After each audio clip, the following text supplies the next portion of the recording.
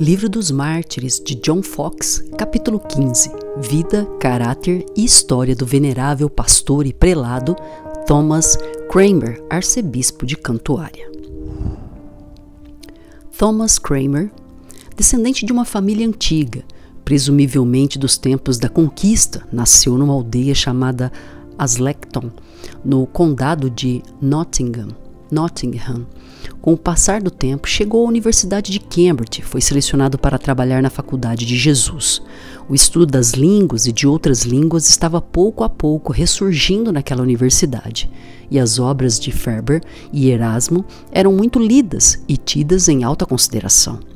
Deleitando-se com esses autores, Cranmer ia, aos poucos, eliminando seu velho ranço, usando-os qual pedra de moldar, até que no fim, quando Martinho Lutero se insurgiu, dias mais iluminados e felizes para o conhecimento de Deus, despertaram as mentes humanas para a luz da verdade.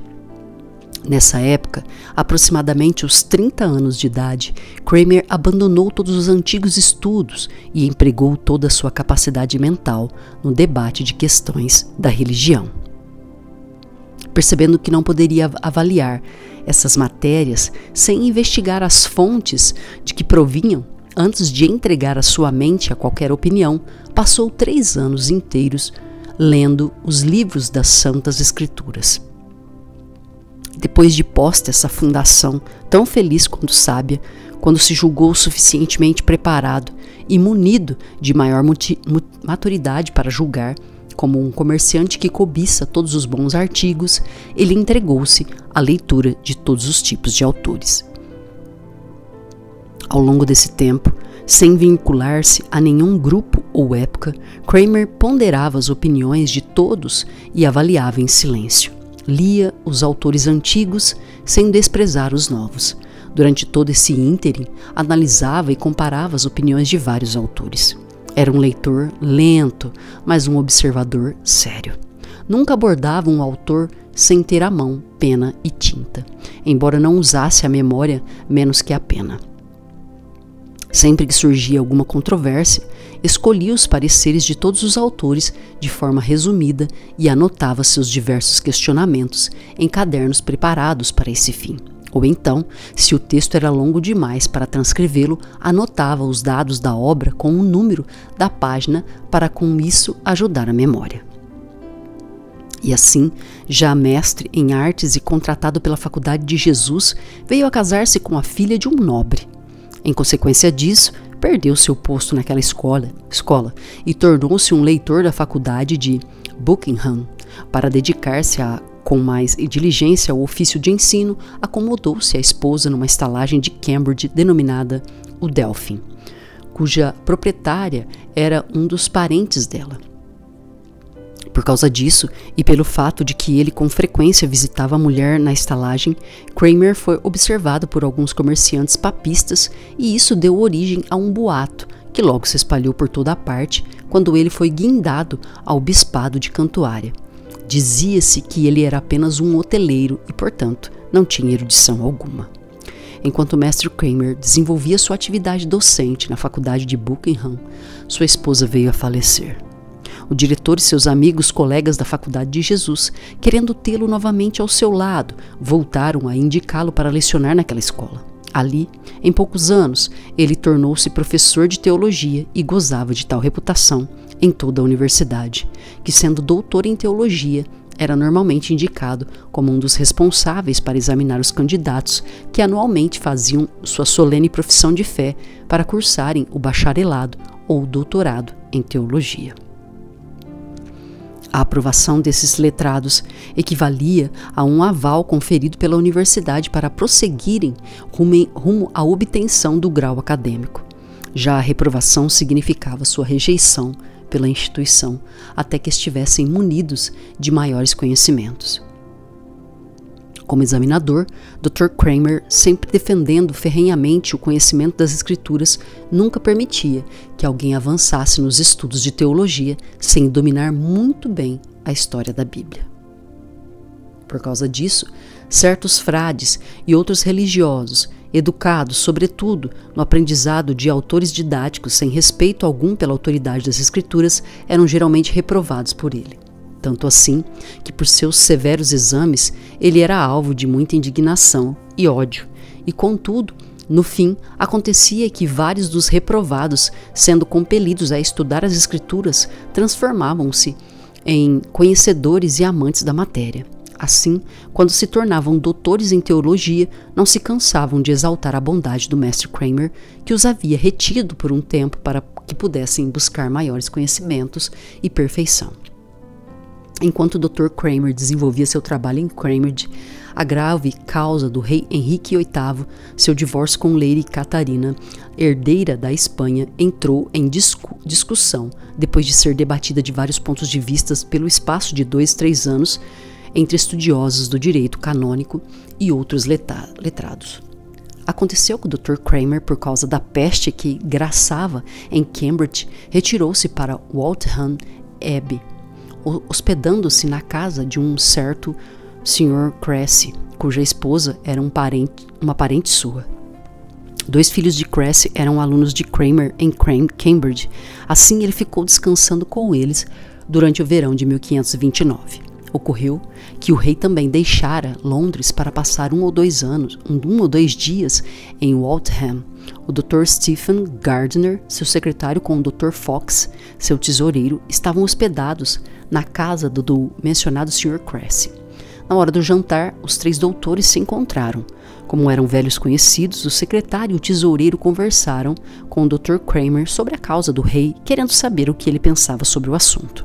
Dr. Kramer respondeu que, na sua opinião, fazia-se mais barulho movendo um processo contra a lei eclesiástica do que era necessário. Na minha opinião, disse Dr. Kramer, a questão de um homem poder ou não casar-se com a esposa do irmão deveria ser decidida à luz da palavra de Deus, e assim a consciência do príncipe poderia ser tranquilizada. Isso seria melhor do que prolongar a questão ano após ano com frustrantes protelações para ganhar tempo. Só há uma verdade no caso, e a Escritura logo a deixará clara, se for bem examinada por pessoas eruditas, o que se pode fazer aqui nas universidades da Inglaterra ou em Roma. Seguindo esse método, vocês já poderiam ter concluído a questão há muito tempo. Os ouvintes do Dr. Kramer apreciaram muito seu conselho e pensaram em utilizá-lo para instruir o rei, que na época estava decidido a pedir a Roma um novo mandado. No seguinte dia, quando o rei deslocou-se para Greenwich, com a cabeça perturbada e disposto a pôr um termo em seu longo e tedioso caso, convocou o Dr. Stephen e o Dr. Fox e lhes disse: "E agora, meus senhores, que vamos fazer nesse meu caso que não tem fim? Precisamos de um novo mandado de Roma, e só Deus sabe quando isso vai acabar." Respondeu-lhe o Dr. Fox: "Confiamos que haverá recursos melhores para Vossa Majestade. Por acaso nos hospedamos em Waltham na casa do Sr. Cressy na noite passada, onde nos encontramos com um velho conhecido nosso que se chama Dr. Kramer. Na opinião dele, o caminho mais curto seria tranquilizar a consciência de Vossa Majestade com orientação de analisar o caso à luz da autoridade da palavra de Deus e, com base nela, decidir a sentença final." Perguntou o rei: "Onde está esse Dr. Kramer?"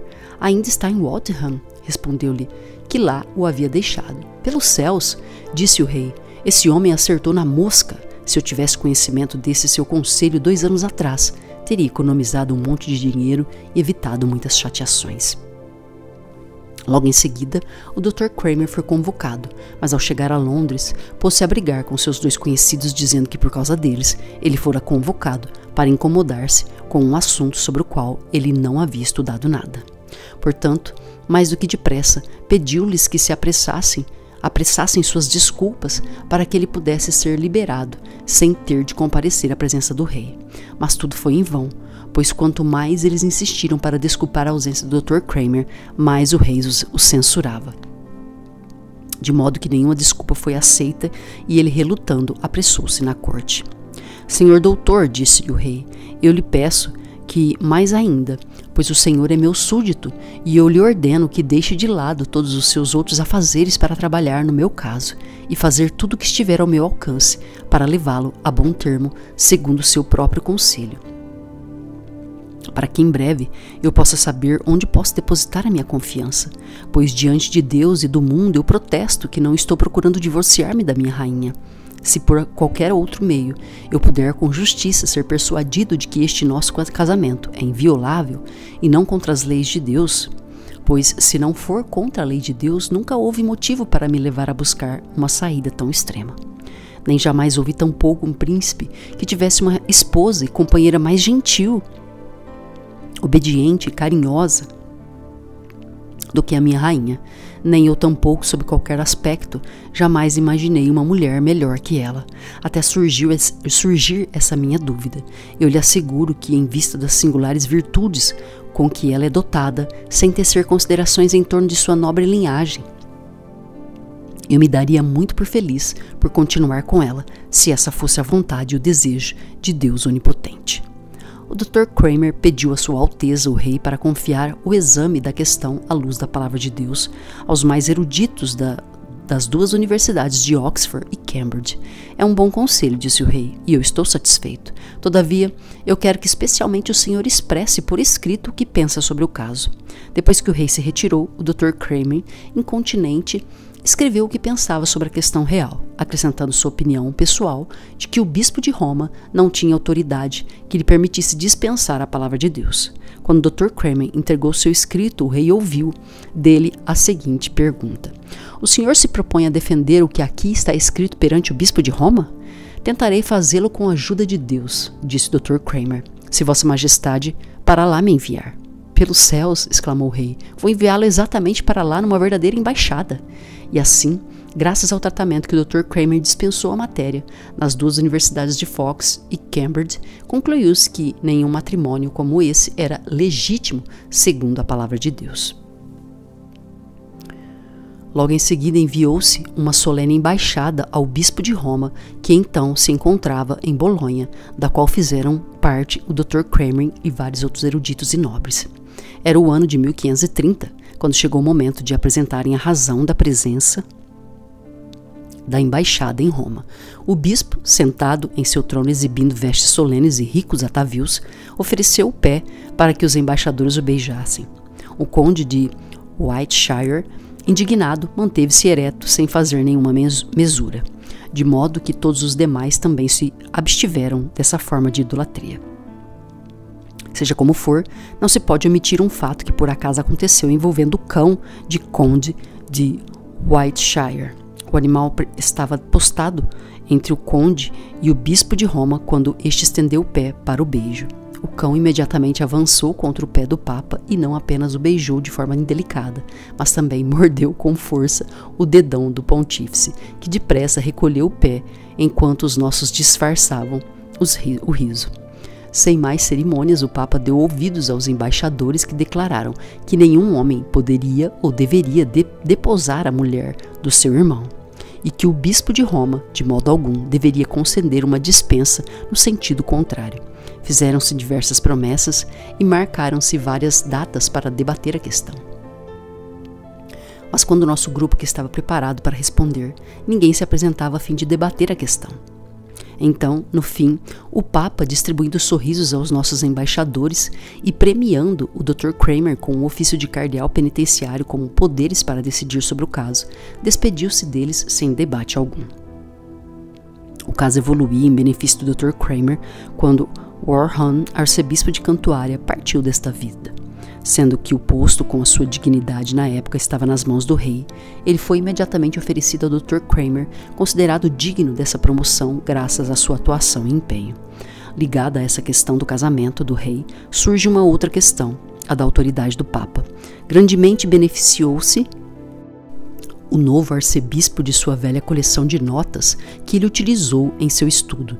Uma vez que todo o fardo dessa questão foi posto sobre os seus ombros, ele sozinho então refutou todas as objeções dos papistas, mostrou que a autoridade do Papa não fora introduzida por nenhuma autoridade das Escrituras, mas pela ambiciosa tirania dos homens, que o poder supremo deste mundo pertence ao imperador, aos reis e outros potentados, a quem os bispos, padres, papas e cardeais, por imposição divina, então estão tão sujeitos quanto qualquer cidadão comum, que não havia motivo para o bispo de Roma ter uma autoridade superior a de outros bispos e, portanto, era melhor que a ambiciosa soberania desse bispo, depois de expulsa da Inglaterra, fosse confinada dentro de sua própria Itália, como um rio deve-se confinar-se dentro de suas margens.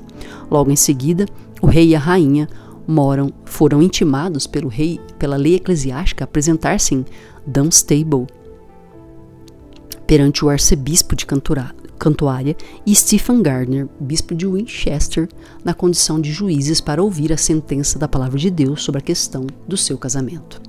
O rei não se recusou a comparecer, mas a rainha apelou para o bispo de Roma, sendo porém que a autoridade do Papa fora banida do reino e que a autoridade pública decretada que ninguém do reino poderia apelar a Roma em caso algum, sem perda de tempo. Os juízes, a partir da palavra de Deus, declararam que o casamento era ilegítimo e decretaram o divórcio.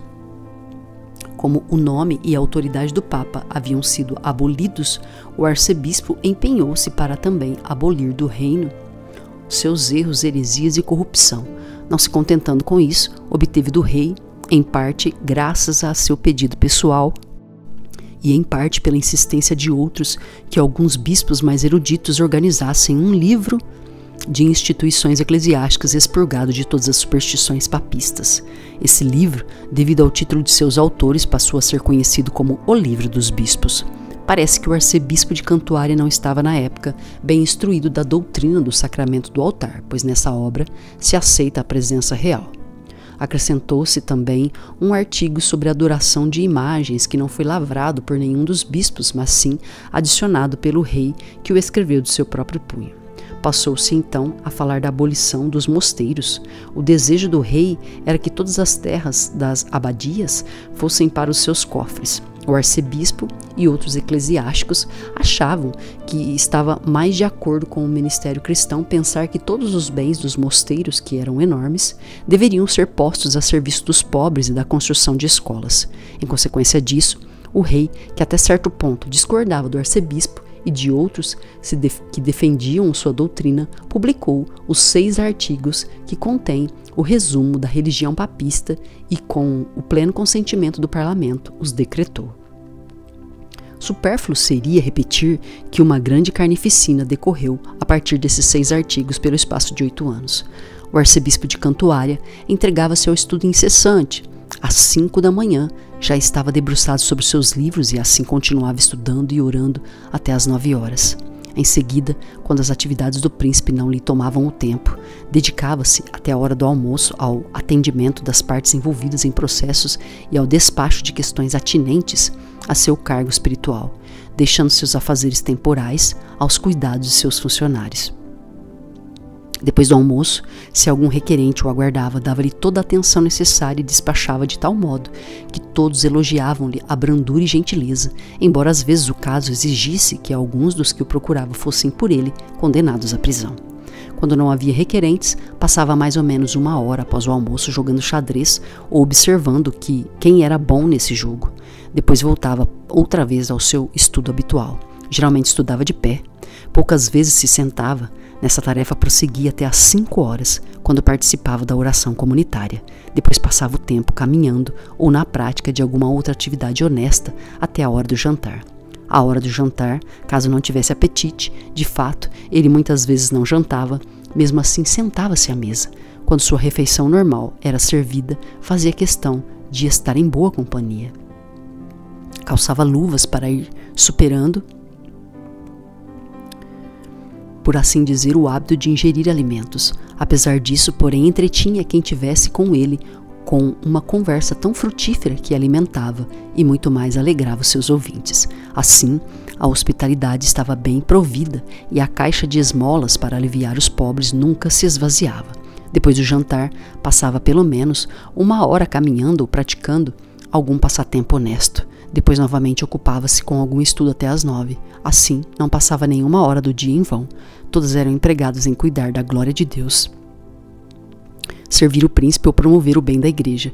Esse bom emprego do tempo proporcionava-lhe a alegria de ouvir bons comentários de todos atestando que ele era irrepreensível em suas conversas como convém a um ministro de Deus. Exige-se que um bispo não seja teimoso. Desse tipo de defeito não se pode acusar o arcebispo, a não ser que se queira cometer uma grande injustiça. Sua natureza era tal que não havia ninguém mais gentil que ele ou que fosse mais facilmente convencido a aceitar um caso ou propósito honesto, especialmente em questões em que sua palavra, escrito, conselhos ou ações pudessem agradar a algum nobre ou pessoa nascida ou ser útil a alguma pessoa comum, ou então aliviar os pobres e necessitados, apenas nas causas que diziam respeito a Deus e a seu príncipe. Mais do que ninguém, ele era resoluto, firme e difícil de vencer. As concessões que fazia-as sem dar a entender que esperava alguma retribuição ou recompensa. Assim, só se poderia culpá-lo por excesso de bondade e gentileza. Se excesso de paciência for considerado um vício, esse homem pode porventura ser motivo de escândalo.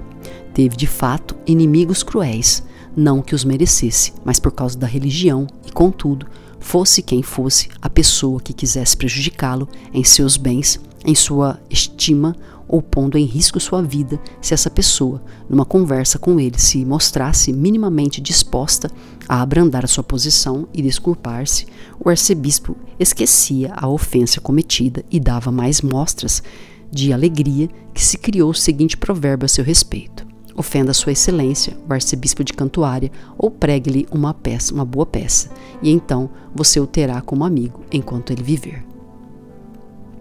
Sua calma era tal que ele jamais se irritou com qualquer um dos empregados da casa, a ponto de chamar o menor deles de velhaco ou tratante no momento de raiva, e de modo algum reprovaria um estranho com as palavras de censura. Todos os que conheceram sabem e podem atestar que ele não foi nada mesquinho. Sua liberalidade para com todos era tal que ninguém que ele pudesse ajudar com uma doação ou um empréstimo ficava desamparado. E mesmo assim, tal era também sua ponderação que, quando foi preso e conduzido pela rainha Mary para a Torre de Londres, não devia um centavo a ninguém, ao passo que várias pessoas lhe deviam somas não desprezíveis que ele espontaneamente perdoou e cancelou, rasgando promissórias e declarações de dívida antes de ter seus direitos civis suspensos. Quando percebeu que o destino fatal do rei Eduardo lhe traria consequências negativas, afetando seu corpo e seus bens, ele, incontinente, convocou seus administradores e ordenou-lhes que de qualquer maneira pagassem cada centavo de suas dívidas, o que de imediato foi feito. Em seguida disse ele: agora, graças a Deus, sou um homem livre. Alguns membros do conselho tentaram dispor o rei contra o arcebispo, declarando que o reino estava tão infectado de heresias que era perigoso para sua majestade permitir que a situação continuasse sem uma reforma. Poderia vir a acontecer que, dada a prolongada tolerância, uma grave discórdia pudesse tomar conta do reino, capaz de gerar agitação e motins horríveis, como os que aconteceram em algumas partes da Alemanha. A enormidade do problema, na opinião deles, não se podia imputar a ninguém, mais que ao arcebispo de Cantuária. Ele, com suas pregações pessoais e as de seus coadjutores, infestara todo o reino com várias heresias perniciosas.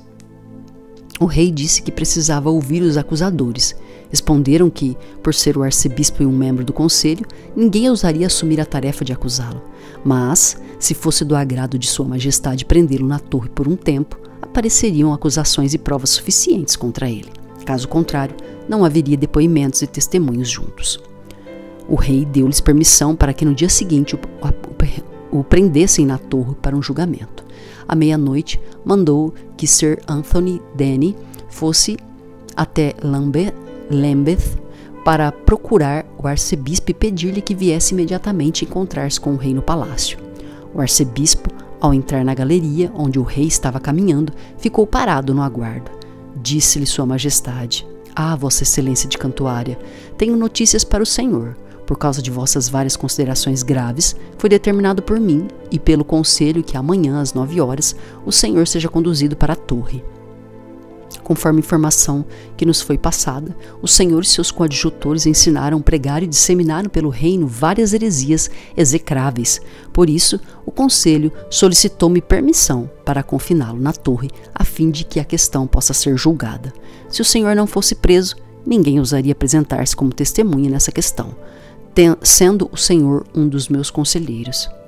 Depois que o rei deu seu recado, o arcebispo ajoelhou-se e disse: de todo o coração, estou disposto, se for do agrado de Vossa Majestade, a ser preso por suas ordens. Com a máxima humildade, agradeço a Vossa Majestade pelo fato de eu poder ser julgado, pois há várias pessoas que me caluniaram e agora, ao ser julgado, espero provar que não mereço o que se diz de mim.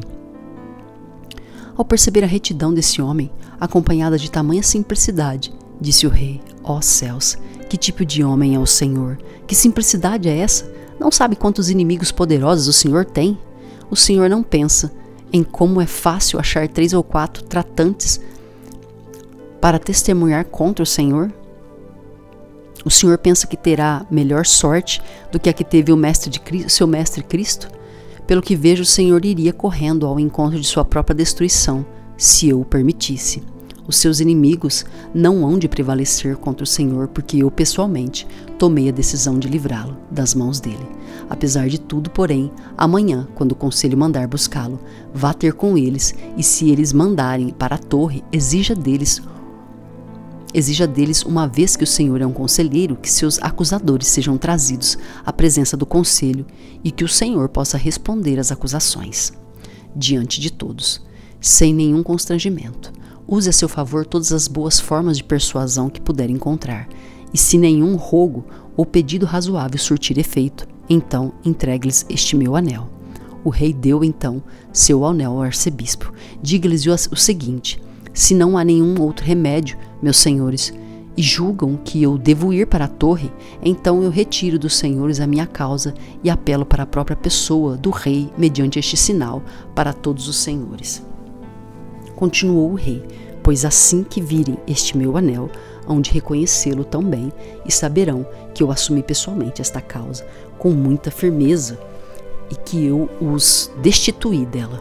O arcebispo, ao perceber a benignidade do rei, mal pôde conter as lágrimas. No dia seguinte, por volta das 9 horas da manhã, o conselho mandou um nobre acompanhante acompanhar o arcebispo. Quando Sua Excelência chegou à sala do conselho, não pôde entrar. Aparentemente, de propósito, foi obrigado a esperar sozinho entre pajens, lacaios e serviçais. O médico do rei, Dr. Butts, ao passar pelo local e percebendo como o arcebispo de Cantuária estava sendo tratado, dirigiu-se a Sua Alteza Real e disse: Sua Excelência, o arcebispo de Cantuária, como Vossa Graça deve saber, foi promovido. Agora ele se tornou um lacaio ou um serviçal, pois lá está, entre eles, a meia hora, do lado de fora da porta do conselho. Não deve ser isto, penso eu, disse o rei. Os conselheiros não podem ser tão destituídos de discernimento a ponto de tratar o arcebispo metropolitano do rei dessa forma, especialmente sendo ele um dos conselheiros.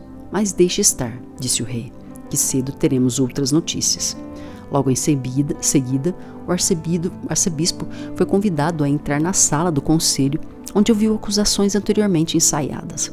Ele respondeu conforme as orientações recebidas do rei, e quando percebeu que nenhuma forma de persuasão o pedido surtiria efeito, entregou-lhes o anel do rei, transferindo sua causa para as mãos do soberano. O conselho inteiro ficou um tanto surpreso perante o fato. Então o conde de Bradford, falando aos berros e confirmando suas palavras com uma solene imprecação, disse: quando começaram essa questão, meus senhores, eu lhes disse onde isso iria terminar. Os senhores acham que o rei permitirá que um dedinho desse homem seja machucado? Com muito mais razão, eu lhes garanto, ele defenderá sua vida contra os velhacos valentões. Os senhores só prejudicaram a si mesmos, dando ouvidos a histórias e fábulas contra ele. E assim, incontinente, após receberem o anel, todos se levantaram e foram levá-lo ao rei. Quando estavam na presença do monarca, com semblante severo, disse-lhes Sua Majestade: ah, meus senhores, eu pensava ter homens mais sábios no meu conselho. Que discernimento foi esse que os levou a fazer o primaz do reino, um dos que ocupam o mesmo cargo dos senhores, a aguardar junto à porta da sala do conselho entre serviçais, eu protesto e afirmo que se um príncipe pode mostrar-se reconhecido ao seu súdito pela fé que devo a Deus, eu considero que este homem aqui, Sua Excelência, o arcebispo de Cantuária, é dentre todos os outros o nosso súdito mais fiel. Diante disso, um ou dois dos principais membros do conselho, apresentando suas desculpas, declararam que a situação constrangedora imposta ao arcebispo devia ser interpretada como uma provação e purgação por causa dos conhecidos boatos e calúnias do mundo, e não como fruto de alguma malícia concebida contra ele. Muito bem, meus senhores, disse o rei, levem-no e tratem-no bem, como ele merece, sem criar mais confusão. Então todos eles deram a mão ao arcebispo. Mas vejam, porém, que onde reina a malícia não podem prevalecer a razão e a honestidade, e assim conseguir os velhos inimigos do arcebispo, que não apenas os cônegos da sua igreja catedral em Cantuária, mas também os mais famosos juízes de paz do condado levantassem acusações contra ele. Os artigos foram entregues a Sua Alteza, o rei, por alguns intermediários do conselho. Após analisar o texto, o rei o fechou e guardou sua manga. Depois, enquanto ele repousava sobre as águas do Tâmisa, seu barco com músicos e a bordo ia passando por Lambeth na direção de Chelsea. O som da música fez o arcebispo sair para a ponte a fim de saudar o seu príncipe. Quando o rei o viu, logo deu ordens aos barqueiros para que atracassem e ele foi até o convés. Ah, meu capelão, disse o rei ao arcebispo, entre no barco comigo. O arcebispo declarou que tomaria o seu próprio barco e escoltaria sua majestade.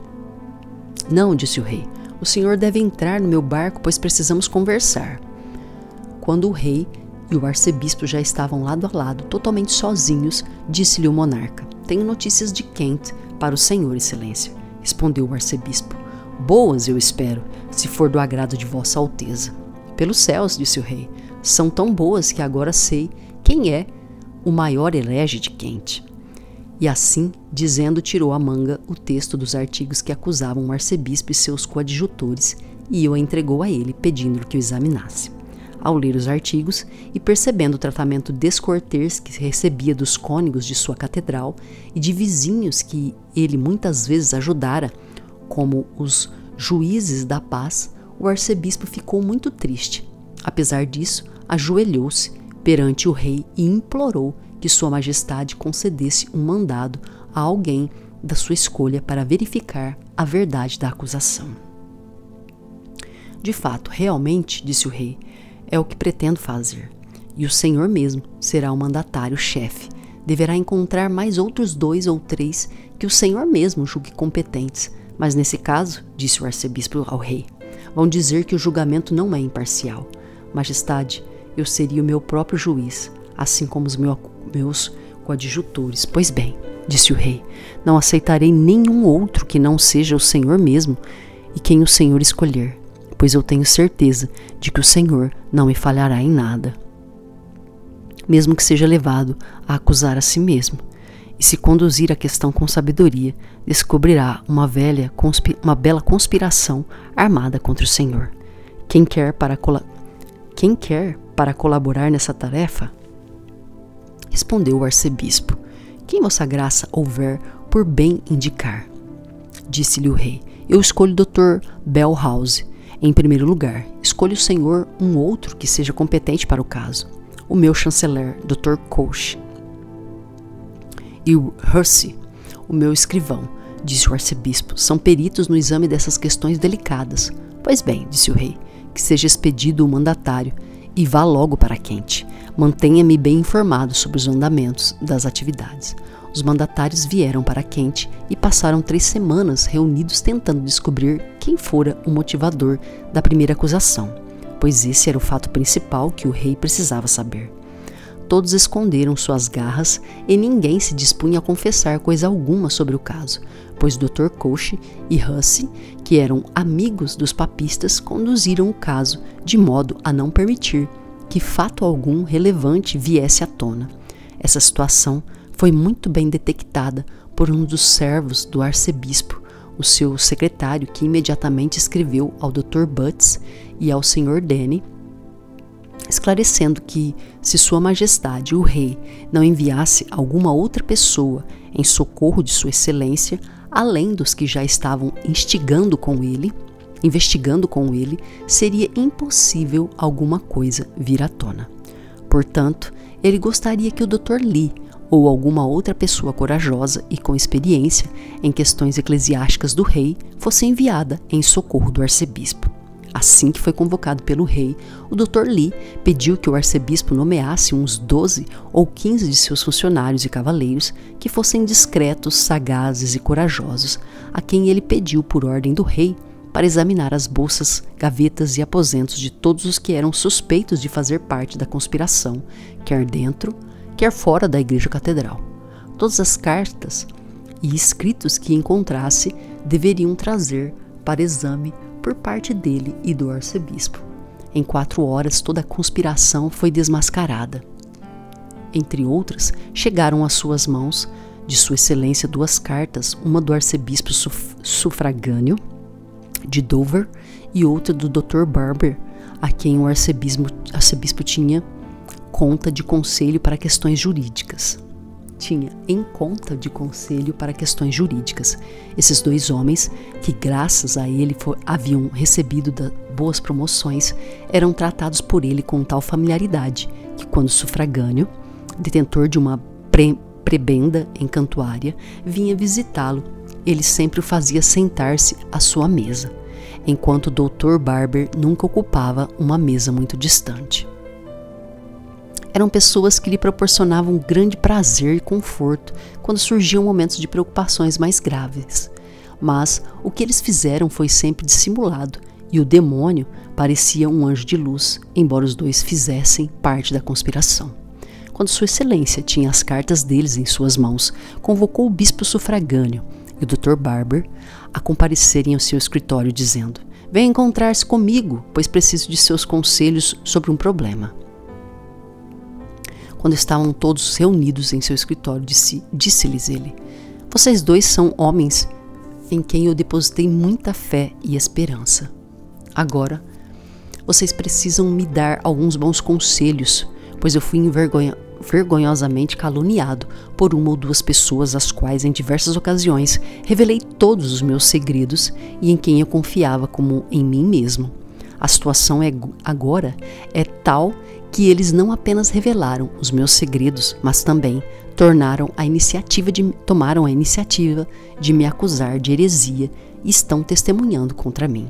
Peço-lhes, portanto, seus bons conselhos sobre como devo comportar-me em relação a eles. Vocês 2 são os meus amigos, são pessoas a quem eu sempre recorri quando precisei de orientação." "Que me dizem sobre essa questão?" perguntou o arcebispo. "Pelos céus, doutor", disse o Dr. Barber, "esses vilões e tratantes, com perdão das palavras, são dignos de forca, imediatamente, sem nenhum apelo legal." "A forca seria suave demais", disse o sufragâneo, "e se não houvesse outro, eu mesmo seria o carrasco." Ao ouvir essas palavras, o arcebispo ergueu as mãos aos céus e disse: "Ó Senhor, Deus de infinita misericórdia, em quem se pode confiar nos dias de hoje, jamais um homem foi tratado como eu. Mas, Senhor, Tu sempre me defendestes, e por isso louvo o Teu nome." E então retirou do peito as 2 cartas e perguntou: "Conhece essas cartas, meus senhores?" Diante disso, eles caíram de joelho pedindo perdão e explicaram como 1 ano antes haviam sido tentados a fazer aquilo. E assim, lamentando profundamente seus atos, puseram-se a chorar, implorando que Sua Excelência os poupasse e os perdoasse. "Bem", disse o gentil arcebispo, "Deus fez de vocês homens bons. Eu nunca mereci isso de ninguém, mas peçam perdão a Deus, contra quem vocês cometeram uma grave ofensa. Se homens como vocês não merecem confiança, que devo fazer eu nesta vida? Cheguei ao ponto em que minha mão esquerda acusa minha mão direita, e assim os dispensou com palavras suaves e de conforto. Essa foi a última estocada desferida contra o arcebispo durante a vida do rei Henrique VIII. Pois depois disso, ninguém mais ousou mover uma acusação contra ele. até a entronização do rei Eduardo, parece que Cranmer praticamente não se persuadira da doutrina correta sobre o sacramento, mas logo em seguida, convencido por uma conversa com o bispo Ridley, tomou para si a defesa de toda aquela doutrina, refutando o erro dos papistas segundo o qual os homens comem o corpo natural de Cristo. O rei Eduardo, ao perceber que sua morte se aproximava e sabendo que sua irmã Mary estava totalmente vinculada ao erro da religião papista, legou sua sucessão a Lady Jane, que era sobrinha do rei Henrique VIII, com o consentimento de todo o conselho do reino. Após assinarem esse testamento do rei, os nobres e juízes mandaram chamar o arcebispo e pediram que ele também o assinasse. Ele, porém, disse que a determinação do testamento do rei,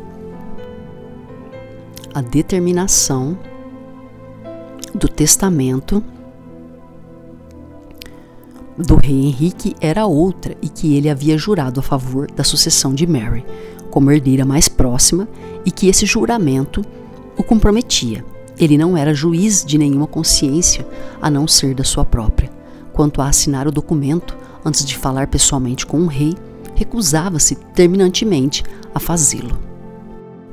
O rei disse-lhes que os nobres e os advogados o aconselharam a fazer aquele testamento, e a muito custo o arcebispo o assinou.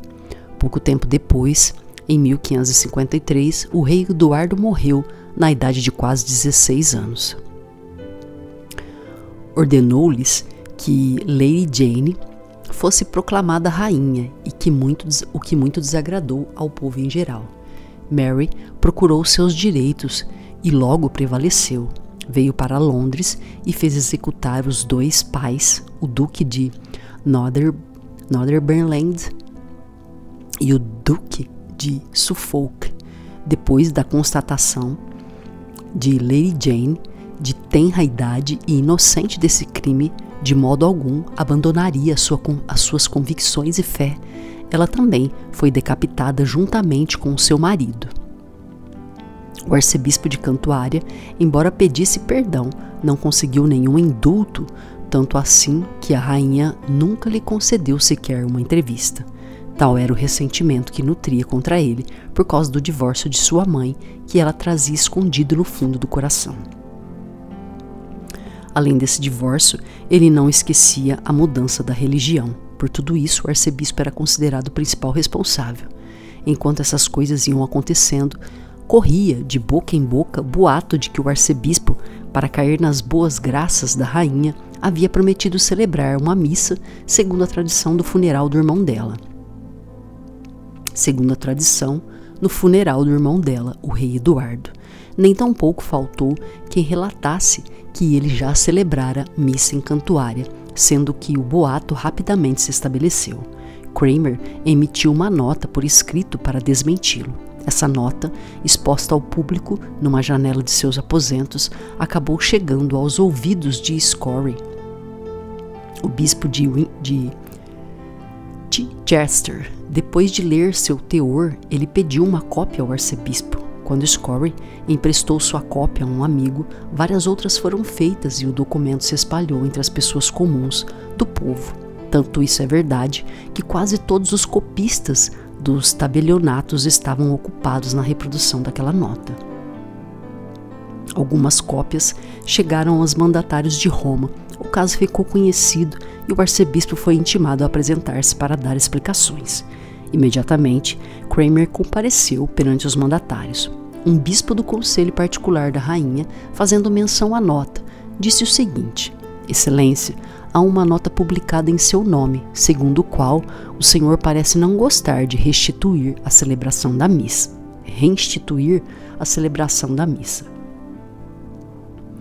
Nós não duvidamos de que o senhor lamenta essa publicação, respondeu-lhe o arcebispo dizendo: Não nego que eu mesmo tenha sido o autor dessa nota. Eu pretendia afixá-la na porta da igreja de Paulo e nas portas de todas as igrejas de Londres, com a minha própria assinatura aposta ao documento. Quando viram a firmeza desse homem, eles o dispensaram. Pouco tempo depois, ele foi enviado para a torre e e condenado por traição. A rainha, não podendo em sã consciência negar-lhe seu indulto, visto que todos os outros acusados foram inocentados, perdoou-lhe o ato de traição, mas acusou-o de heresia, fato que muito agradou ao arcebispo, pois aconteceu como ele queria, uma vez que a causa não era dele próprio, mas sim de Cristo, não era o da rainha, mas sim da igreja. Ficou estabelecido que ele seria levado a Oxford, para lá debater com os doutores e teólogos. Embora a rainha e os bispos houvessem antes decidido o que lhe aconteceria, quiseram que a questão fosse debatida e argumentada, a fim de que, sob uma honesta exibição de debate, o assassinato desse homem ficasse disfarçado.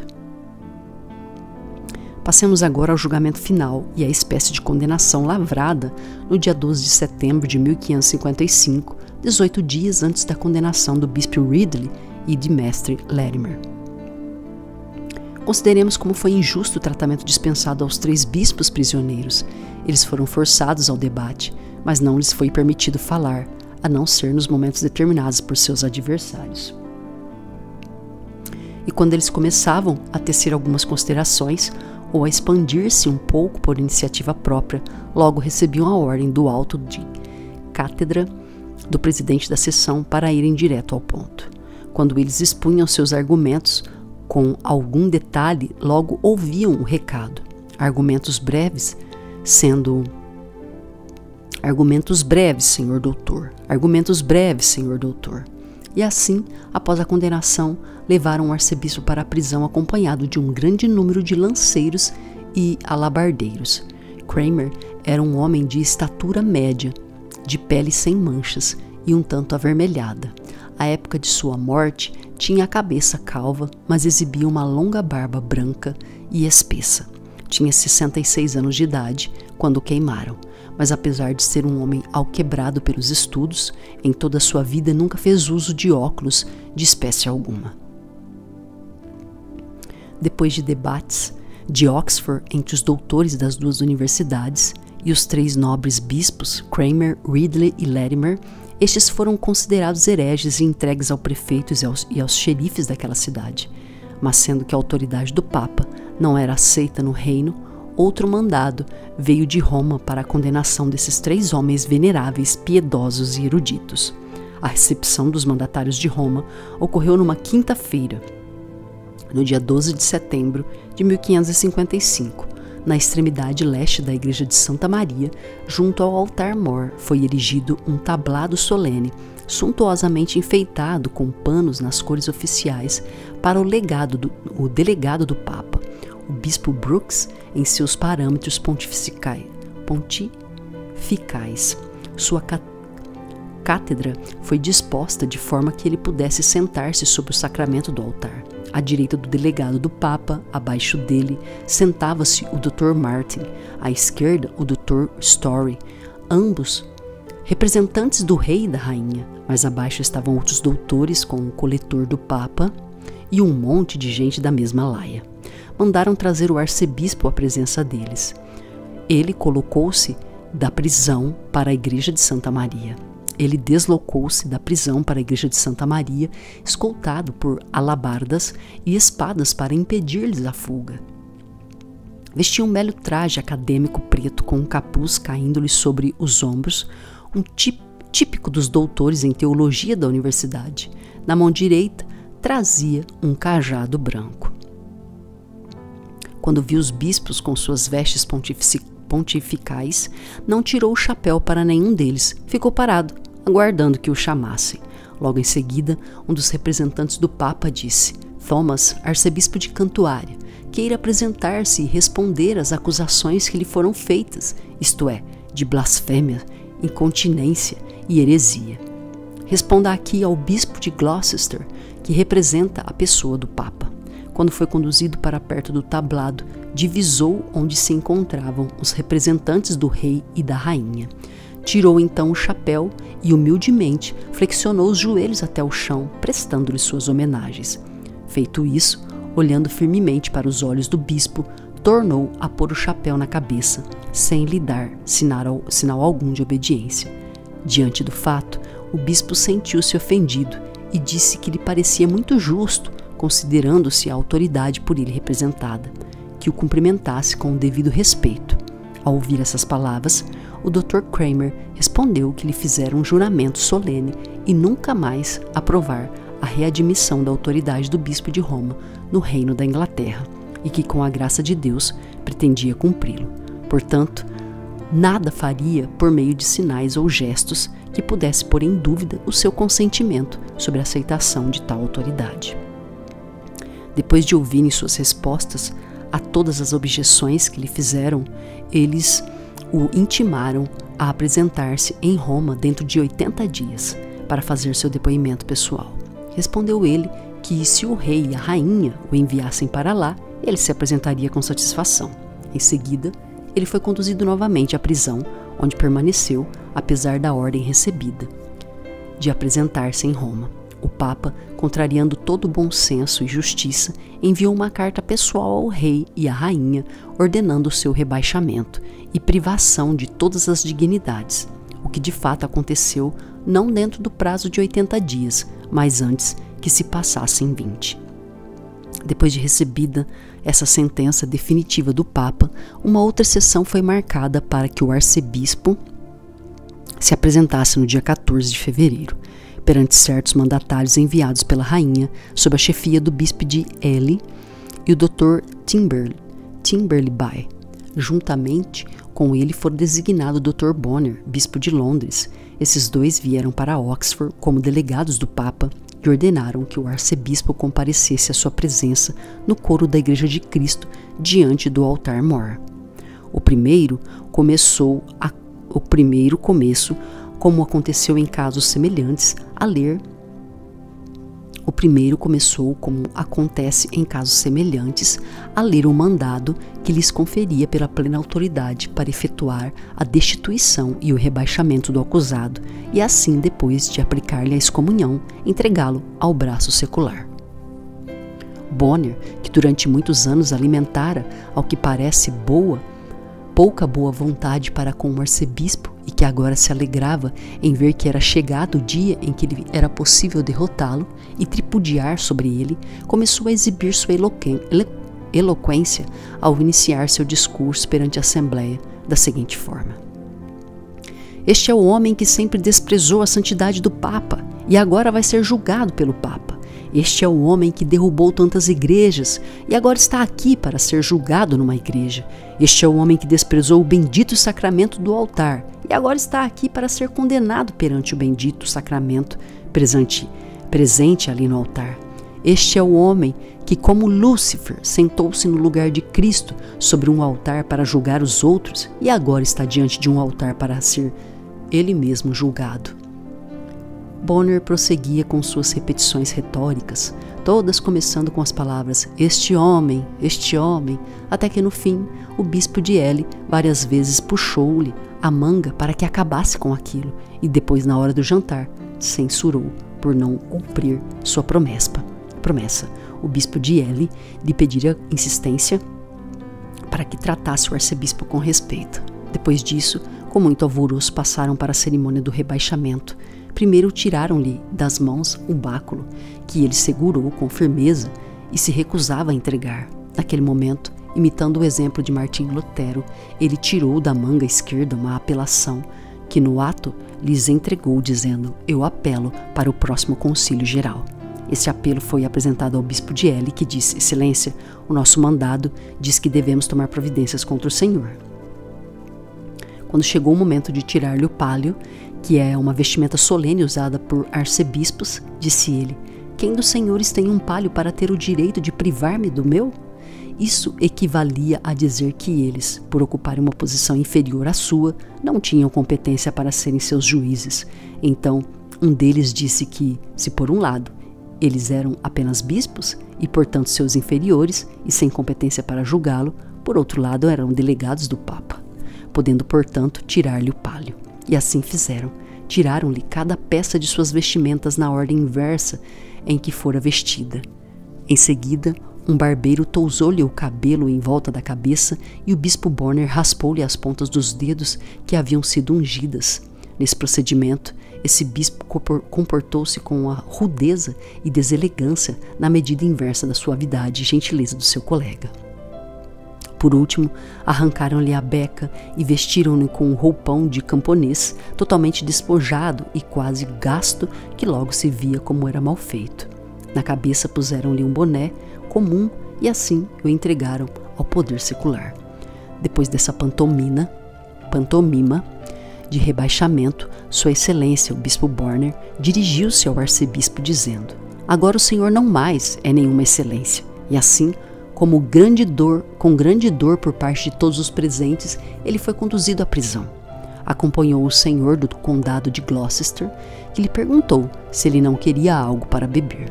O arcebispo respondeu dizendo que se ele tivesse um pedaço de peixe salgado, preferia comer um pouco, pois o dia tinha sido muito atribulado e ele quase não se alimentara. Mas agora meu coração já passou por tudo, disse ele. Está bem tranquilo. Ao ouvir isso, o homem entregou dinheiro aos beleguins circunstantes e lhes disse que, se eram pessoas de bom coração, eles o entregariam ao arcebispo, pois Sua Excelência, o bispo de Cantuária, não tinha um centavo em sua bolsa de que se socorrer. Enquanto o arcebispo se encontrava no cárcere, onde o mantiveram por quase 3 anos de sua vida, os doutores e teólogos de Oxford fizeram tudo o que lhes foi possível para convencê-lo a retratar-se, para poder dobrá-lo mais facilmente. Conduziram-no para a casa do deão da Igreja de Cristo, onde não lhe faltavam pratos refinados, onde ele participava de jogos com bolas de madeira, desfrutava do prazer de caminhadas e de outras atividades que pudessem afastá-lo de Cristo. Eles perceberam o tamanho do golpe que sofreriam se o arcebispo se mantivesse firme em sua posição e notaram também como seria grande o lucro deles se ele, como principal porta-estandarte, fosse derrubado. Por causa disso, os astutos papistas formavam brandos ao seu redor, assediando-o com ameaças, com elogios, com súplicas e promessas. Alimentavam-lhe a esperança de que ele não apenas pouparia sua própria vida, mas também seria reconduzido à sua antiga dignidade. Não haveria nada no reino que a rainha não lhe facilitasse, fosse riqueza, fosse dignidade. Mas, se ele se recusasse, não haveria para ele esperança de salvação ou perdão, pois a rainha estava determinada a ter um Cranmer católico, ou então não existiria Cranmer nenhum. Por fim, o arcebispo vencido acabou cedendo. Os doutores e prelados mandaram imediatamente imprimir sua retratação e distribuíram cópias para que todos a vissem. Durante todo esse tempo, Cranmer não tinha garantias certas de vida, apesar da promessa em contrário que lhe fizeram os doutores. A rainha, que agora havia uma oportunidade para vingar seu velho ressentimento, recebeu a retratação com muito prazer, mas nada a fazia desistir de seu intento de condená-lo à morte. Cranmer encontrava-se numa situação lastimável, sem paz interior de consciência, sem ajuda exterior da parte de seus adversários. De um lado, elogios, do outro, desprezo. De ambos os lados, riscos. Assim, ele não podia morrer honestamente, nem tampouco viver de forma desonesta. Aconselhando-se em segredo sobre como tirar Cranmer de seu caminho, a rainha, que simplesmente queria vê-lo morto, designou o Dr. Cole e lhe deu pessoalmente a ordem de preparar um sermão funerário para o dia 21 de março, quando Cranmer seria queimado. Logo em seguida, Lord Williams Thame, o Lord Candles, Sir Thomas Breeds e Sir John Brown, com os outros respeitáveis cidadãos e juízes de paz, receberam ordens em nome da rainha para estarem em Oxford naquele mesmo dia, com seus servos e comitiva, a fim de evitar que a morte de Cranmer causasse algum tumulto. Cole voltou para Oxford, disposto a desempenhar seu papel, no dia anterior ao ato da execução. Foi visitar Cranmer na prisão para verificar se ele se mantinha na fé católica, como quando ele o vira pela última vez. Cranmer lhe disse que, graças a Deus, ele estaria cada vez mais confirmado na fé católica. Cole, nessa ocasião, nada lhe informou sobre a sua morte, que já estava preparada. Na manhã escolhida para execução, Cole veio fê-lo vê-lo e perguntou-lhe se ele tinha consigo algum dinheiro. Ao receber uma resposta negativa, deu-lhe 15 coroas para distribuir entre os pobres. Depois, com exortações para que o arcebispo permanecesse na fé, despediu-se dele. O arcebispo começou a perceber o que estava acontecendo. Depois, já que a hora do dia não ia muito adiantada e os lords e os cavaleiros que deviam presenciar os fatos ainda estavam sendo aguardados, veio visitá-lo o frade espanhol, a testemunha de sua retratação, trazendo-lhe um papel contendo os artigos que Kramer deveria professar publicamente em sua retratação perante o povo. Pediu-lhe com insistência para que o arcebispo escrevesse o texto de seu próprio punho, apondo-lhe sua assinatura. Feito isso, o frade pediu que fizesse outra cópia do mesmo texto para guardar consigo, o que também foi feito. O arcebispo, que tinha consciência da direção para a qual esses expedientes apontavam, julgando estar perto a hora em que ele já não poderia esconder sua profissão de fé diante do povo de Cristo, guardou em segredo sobre o peito com sua oração outro papel contendo a exortação que pretendia fazer ao povo antes de ler sua última profissão de fé. Tinha medo de que lhe ouvissem primeiro a confissão de fé, não lhe permitiriam depois exortar o povo. Logo em seguida, por volta das 9 horas, Lord Williams, Sir Thomas Breeds, Sir John Brown e outros juízes, com alguns nobres do conselho da rainha, chegaram a Oxford acompanhados por um grande séquito de atendentes. Havia também uma multidão de outras pessoas provindas de todos os cantos. Era grande a expectativa. Os que estavam do lado do Papa alimentavam grandes esperanças de ouvir naquele dia algo da boca de Kramer, que pudesse comprovar a vaidade das opiniões deles. Os do outro lado tinham certeza de que o arcebispo, após contínuo estudo e trabalho por tantos anos pregando a doutrina do evangelho, não iria querer nem poder, no gesto supremo de sua vida, renunciar ao seu papel. Kramer finalmente deixou a prisão do Bocardo para dirigir-se à igreja de Santa Maria, numa procissão assim formada. Na frente ia o prefeito, atrás dele vinham os vereadores, em seguida aparecia Kramer conduzido por 2 frades que iam resmungando alguns salmos, um respondendo ao outro, até chegarem à porta da igreja, onde começaram a recitar a canção de Simeão. Já no interior da igreja, os frades conduziram o arcebispo ao seu altar e ali o deixaram. Havia um palco montado na frente do púlpito a meia altura do chão, onde Kramer se mantinha de pé, aguardando o sermão que seria feito por Colley. A vista da figura lamentável desse homem sério proporcionava-lhe um triste espetáculo aos olhos de todos os cristãos que o contemplavam. Ele, que até bem pouco tempo era o arcebispo metropolitano e o primaz da Inglaterra, o conselheiro pessoal do rei, trajando agora uma simples túnica surrada e outras peças maltrapilhas, tendo sobre a cabeça um chapéu quadrado, exposto ao desprezo de todos, servia como uma advertência para os homens, não apenas sobre sua desgraça pessoal, mas também sobre a condição e a sorte de cada um, pois quem lamentaria o caso dele e choraria o destino que ele teve sem sentir medo do que pudesse vir a acontecer-lhe pessoalmente? Um prelado como aquele, um conselheiro tão grave, por tanto tempo honrado, depois de tantas dignidades, ali estava aos olhos de todos, privado na velhice de sua condição, despido de seus recentes ornamentos, para trajar uma roupagem vil e esfarrapada, condenado à morte, terminando a vida de forma tão penosa. Depois de ficar parado por um tempo sobre o palco, voltando-se para um pilar adjacente, Kramer ergueu as mãos ao céu e orou a Deus, até que por fim o Dr. Colley subiu ao púlpito e começou o sermão. Na parte final, ele dirigiu-se ao arcebispo, confortando-o e encorajando-o a aceitar bem a própria morte, seguindo o exemplo das 3 crianças para as quais Deus fez as chamas de fogo parecerem um agradável orvalho. Acrescentou o exemplo do paciente São Lourenço sobre a grelha. Assegurou-lhe que Deus, para aqueles que morreram na sua fé, ou suavizaria a fúria das chamas, ou concederia forças para suportá-las.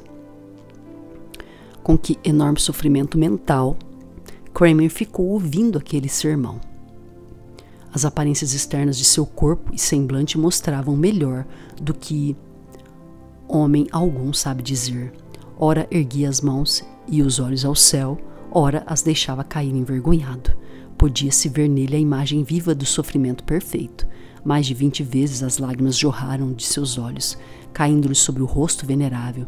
A compaixão tomava conta do coração de todos os circunstantes ao contemplarem seu semblante tão grave.